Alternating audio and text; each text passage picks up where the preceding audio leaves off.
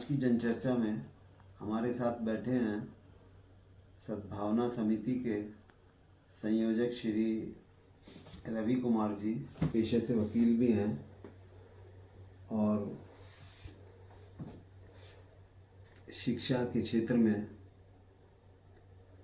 आप अपना एक प्रभाव रखते हैं। आज इनसे हम चर्चा करेंगे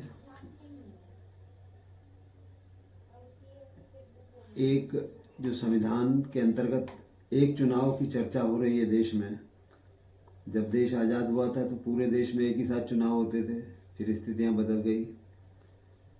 अब फिर ये चर्चा हो रही है कि एक ही बार चुनाव हो और ये देश हित में भी है। सद्भावना समिति के संरक्षक श्री राकेश गुप्ता जी का आभार व्यक्त करता हूँ जो आप मुझे इस विषय पर चर्चा करने के लिए आमंत्रित किया। हमारे देश में एक चुनाव की चर्चा करीबन 35 या 40 साल से लगातार चलती आ रही है। कभी किसी की सरकार में, कभी किसी की सरकार में, लेकिन अभी तक वो हो नहीं पाया है। लेकिन पिछले 10 साल से मोदी सरकार जब से आई है, जब से इस पर बहुत ज़्यादा काम होना शुरू हो गया, तो लगता है संभवतः अगले साल इस पर कोई अधिनियम या एक्ट पारित हो जाए। हमारे देश में एक चुनाव, एक संविधान क्यों जरूरी है? पिछले 30 साल से चुनाव आयोग ने एक किया कि एक साल भी पिछले 30 साल में ऐसी नहीं गई है जिस साल चुनाव ना हुआ। और उस चुनाव एक साल में टीचरों की भी ड्यूटी, सरकारी उनकी भी मतलब ड्यूटी, सारी उसमें पढ़ाई का भी नुकसान हो रहा है बच्चों का, और बहुत सारे अस्त व्यस्त हुआ पड़ा। इसलिए इस जरूरी है हम एक राष्ट्रीय चुनाव पर काम किया। और एक लोकसभा चुनाव में एक बार में कम से कम 5 से 10,000 करोड़ रुपए का खर्चा होता है। फिर उसके बाद विधानसभा चुनाव भी हैं, फिर बहुत सारे नगर निकाय के चुनाव हैं, फिर ग्राम पंचायत के। तो पूरा देश हमारा हर साल चुनावी मोड में ही रहता है। तो इसलिए इस पर चर्चा करना बहुत जरूरी है और इसके क्या फायदे हो सकते हैं, इस पर भी हम चर्चा कर सकते हैं। तो मैंने कुछ इसके लिखे हैं जो मैंने रिसर्च किया है इस पर कि हम क्या फायदे हो सकते हैं। एक तो इससे हमारे देश में चुनावी मोड तो होता है हर साल, उससे बचा जाएगा।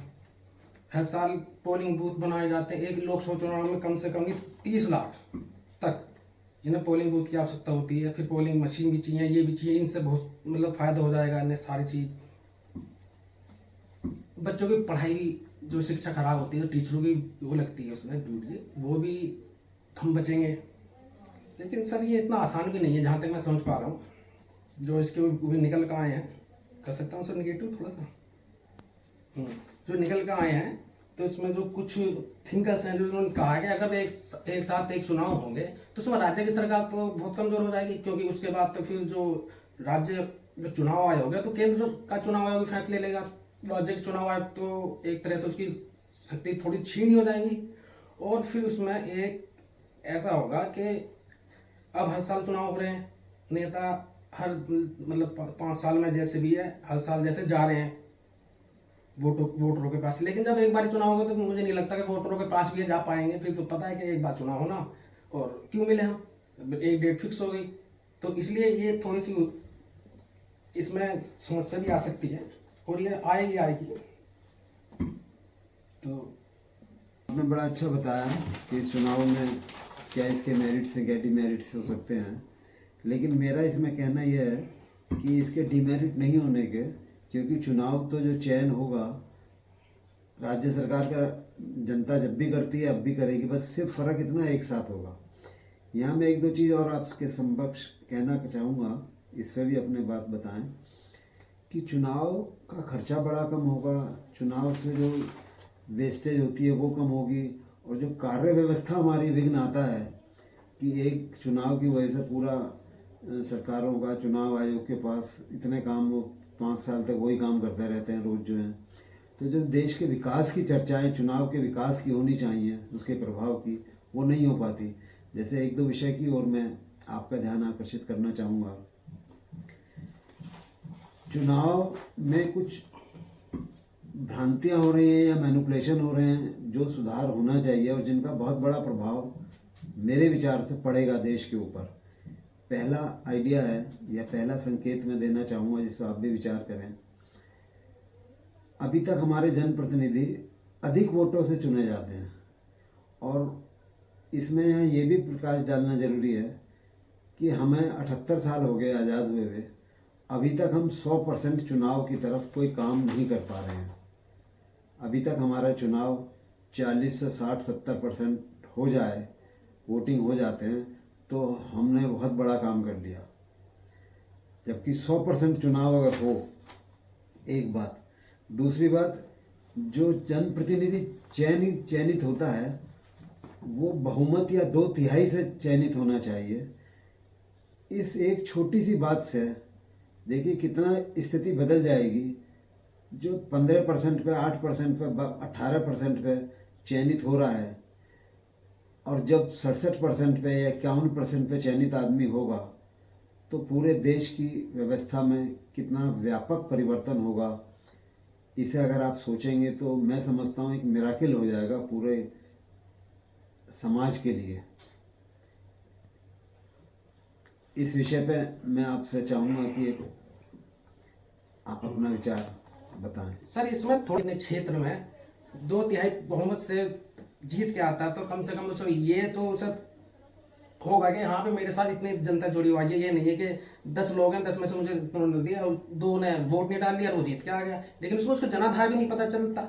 लेकिन अब यही तो नियम बनाने वाले, कानून बनाने वाले हैं। अगर हम इनसे कहते हैं, संसद में भी ये बैठे हैं, लेकिन अब इस पर संविधान में साफ साफ लिखा हुआ है कि एक जनप्रतिनिधि 2/3 बहुमत से जीत के आना चाहिए, लेकिन उस पर काम नहीं हो रहा। ये बहुत सारी जो डिमेरिट्स है संविधान में, इस पर बदलाव तो होना चाहिए। और इसके लिए हमें भी और समाज को और बुद्धिजीवी वर्ग को भी इस पर अपने स्तर से प्रयास जरूर करने चाहिए, जिससे हम थोड़ा सा सफलता इसमें पा सकें। हम इस चर्चा में जन जन को आमंत्रित करते हैं कि इन विचारधाराओं को विकसित करने के लिए विभिन्न विचार आएंगे तो एक मार्ग निकल आएगा। क्योंकि सामान्यतः हम कह देते हैं जी आसान नहीं है, लेकिन मेरा विचार ये बहुत आसान काम है। अगर नीति निर्धारक निर्णय कर लें कि ये होना है तो हो जाएगा। जनता तो नीति निर्धारकों के पीछे चलनी है, सरकार के पीछे चलनी है। जैसे कि स्कूल में प्रधानाचार्य ने या हमारे शिक्षा नीति निर्धारकों ने निश्चित कर दिया कि आप 33% पे पास हो गए, इतना ग्रेस मिलेगा, इतने परसेंट पे आपकी सेकंड डिवीज़न आएगी, इतने पे आप फर्स्ट आओगे, इतने पे डिस्टिंक्शन मिलेगी। होने को तो कंपटीशन में जाओ आप, 90% वाला भी जो है कंपटीशन में सीट नहीं ले पाता, लेकिन पास हो गया 33% पे। तो वो स्थिति इसमें है कि अगर नीति निर्धारक ये निश्चित कर दें कि बहुमत होगा तो उसका प्रभाव इतना समाज पे पड़ेगा ज़बरदस्त। क्योंकि अभी तो ये होता है, ये माना जाता है कि 100 में से मेरे 10 भी अगर मेरे अपने लोग हैं तो 2-4 और मिल जाएंगे, मैं तो जीता पड़ा हूँ।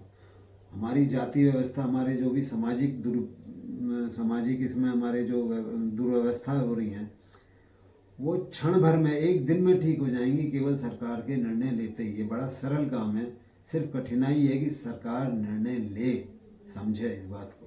नीति निर्देशक भी तो आज इस चर्चा में यहीं विराम देते हैं, इतना ही रखते हैं। और फिर इसमें निवेदन है, हमारे प्रयास भी हैं कि हम जन जन को आमंत्रित करें, जन जन की विचारधारा इसमें लें। आज सभी को नमस्कार, धन्यवाद।